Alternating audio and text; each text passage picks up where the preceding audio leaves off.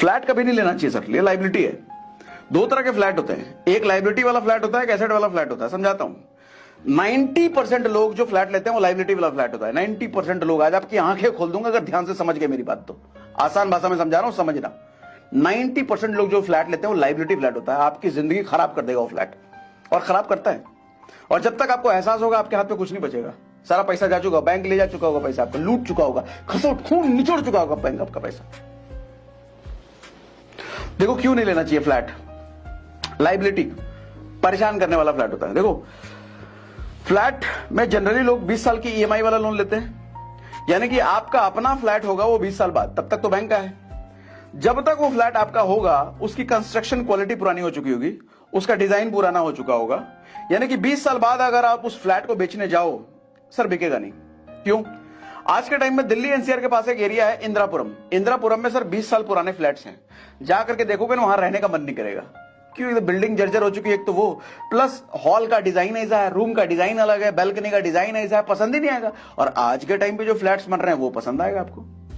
इसका मतलब जो आज के टाइम पे जो फ्लैट्स बन रहे हैं जिस डिजाइन के, सर 20 साल बाद क्या वही डिजाइन चलेगा? नहीं। अच्छा, आप तोड़वा भी नहीं सकते उसको, परमिशन नहीं है। ऊपर वाला गली आएगा, नीचे वाला गली आएगा, ये क्या हल्ला करोगे, कुछ कर नहीं सकता, वैसे ही रखना पड़ेगा। प्लस फ्लैट्स की डिमांड कभी कम नहीं होगी, फ्लैट्स की सप्लाई हमेशा ज्यादा रहेगी लोगों की नीड से, हमेशा। और जिस चीज की सप्लाई हमेशा ज्यादा रहेगी सर उसकी सिर्फ वैल्यू नहीं होती। सर जमीन लिमिटेड है, बिल्डिंगें लिमिटेड नहीं है। सर आज के छोटे शहरों में भी बिल्डिंगें बननी शुरू हो गई हैं। लोग खरीदने वाले हमेशा ही कम रहेंगे, फ्लैट्स ज्यादा बनते रहेंगे, बिल्डर बनाता रहेगा। तो इसलिए आपको बेचने में ना हमेशा दिक्कत आएगी। फ्लैट अगर आप अपने फ्लैट को 10 साल 12 साल बाद बेचने जाओ, हमेशा दिक्कत आएगी, नहीं बेच पाओगे सर, क्या पता लॉस में बेचना पड़े। इसलिए फ्लैट का डील अच्छा नहीं है, फ्लैट लेना ही नहीं चाहिए। अच्छा, कौन सा फ्लैट लेना चाहिए वो भी बताऊंगा। लोग नेक्स्ट जनरेशन के लिए घर लेते हैं और घर को फ्लैट समझ लेते हैं, फ्लैट को घर समझ लेते हैं, वो रहेगा नहीं नेक्स्ट जनरेशन तक।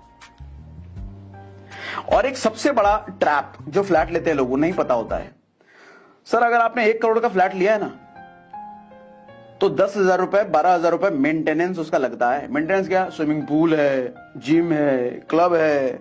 99% लोग कभी इस्तेमाल नहीं करते। शुरुआत के 10 दिन इस्तेमाल करते हैं, उसके बाद जिंदगी में कभी इस्तेमाल नहीं करते, लेकिन हर महीने देना पड़ेगा उसका, हर महीने देना पड़ेगा। सर 10,000 रुपए महीना अगर एसआईपी में डाल दिया होता ना सर, 31 करोड़ रुपए बन जाते हैं 40 साल बाद। 31 करोड़ रुपए 40 साल बाद एसआईपी 15% के हिसाब से, यानी कि 31 करोड़ रुपए वो ना यूज करने वाले क्लब में फूका, जो ना यूज करने वाले स्विमिंग पूल में फूस दिया, ना यूज करने वाले जिम में फूका आपने। सर कभी सोचा है ऐसे? इसलिए कब कहता हूं कभी फ्लैट लेना मत। अच्छा अब सुनो, कौन सा फ्लैट लेना चाहिए, ध्यान से सुनो, ये भी बताता हूं कौन सा फ्लैट लेना चाहिए, ये बताता हूं। सर फ्लैट वही लेना चाहिए जो आपको सालाना कम से कम 5% कमा के दे। समझाता हूं, मान लो 1 करोड़ रुपए का आपने फ्लैट लिया, मान लो 1 करोड़ रुपए का फ्लैट है आपका, तो 5% सालाना उस फ्लैट से आपकी कमाई होनी चाहिए। आपको कि 5% सालाना बहुत कम है, इन्फ्लेशन ही 7% है, फिर 5% क्या? सर फ्लैट में 5% इनफ इसलिए है क्योंकि फ्लैट में आप रह रहे होगे या फिर रेंट पे लगा रखा हो, वो यूज हो रहा है। जैसे बहुत सारे एसेट होते हैं, जैसे गोल्ड को आप यूज नहीं कर सकते, वो रखा रहेगा, वो शेयर में लगा रखा है, उसको यूज थोड़ी कर रखा रहेगा वो। लेकिन फ्लैट प्रॉपर्टी ऐसी चीज है जिसको आप यूज करते हो, ठीक है। 5% क्यों मैं कह रहा हूं अच्छा है वो भी अभी बताता हूं, ध्यान सुनो। सर 1 करोड़ के फ्लैट पे 5% का मतलब हुआ 5 लाख रुपए सालाना आपको वहां से इंटरेस्ट आना चाहिए, मतलब कमाई आनी चाहिए। यानी कि महीने का अगर देखो तो 40,000 रुपए मंथली आपको वहां से रेंट आना चाहिए। 1 करोड़ के फ्लैट का अगर 40,000 रुपए मंथली रेंट आ रहा है, यानी कि वो अच्छी डील है, अच्छा फ्लैट है, वो अच्छी इन्वेस्टमेंट, ऐसा लेना चाहिए। 20 साल में आपकी प्रॉपर्टी हो जाएगी बिल्कुल फ्री। 40,000 रुपए महीना अगर रेंट आ रहा है तो 20 साल में आपका आपने जितना दिया है उतना आपको मिल गया रेंट से। 20 साल बाद फिर प्रॉफिट ही प्रॉफिट है। अब उस 40,000 रुपए रेंट वाले प्रॉपर्टी में आप खुद भी अगर रहते हो, कहीं और रहोगे तो आपको 40,000 रुपए पे करने की अगर हैसियत है, पे करना चाहते हो, उससे अच्छा अपने फ्लैट में रहते हो तो 40,000 की बचत है ना। तो बात एक ही हुआ, या तो रेंट ले लो या फिर रेंट कहीं देने से बचा लो, फायदे की डील है वो। ऐसा फ्लैट लेना चाहिए, ऐसा फ्लैट एसेट है जो आपको 20 साल में फ्री कर देगा।